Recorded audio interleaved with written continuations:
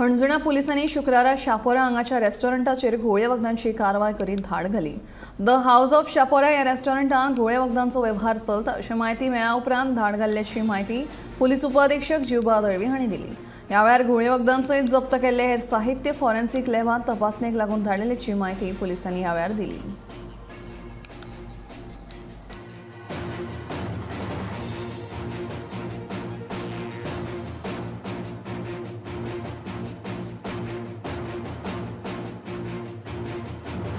We have conducted a raid on house of Chopora.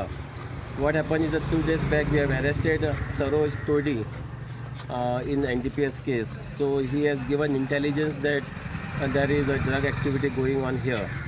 So accordingly we brought a scientific expert, we brought sniffer dog, and our government punch witnesses are there. An entire team of Anjuna police station including PI Prashal Desai and IO Warang. So we raided the place, and from there we have attached some important articles such as ashtray. We attached some birds, smoking birds, glasses, and then we will sending this article for the chemical analysis.